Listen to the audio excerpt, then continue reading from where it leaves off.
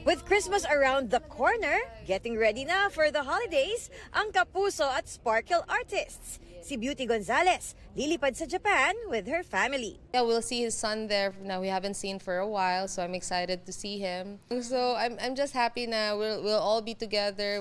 And for their upcoming trip, may less gastos challenge si Beauty para sa sarili.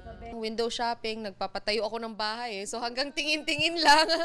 Spending the holidays din with the family ang peg ni David Licauco. At this time, sa Pilipinas sila magpapasko. I'm just going to Balisin with the family.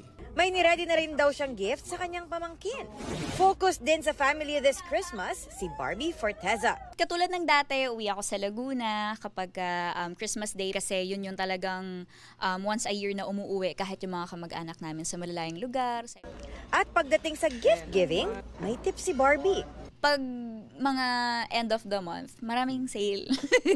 So yon, abangan nyo po ang sale, hindi lang sa malls, kahit sa mga shopping apps para mas makamura. Pero personal pa rin at well thought of ang gift. May tips din si Kailin Alcantara na pamilya rin ang kasama sa pag-celebrate ng Pasko.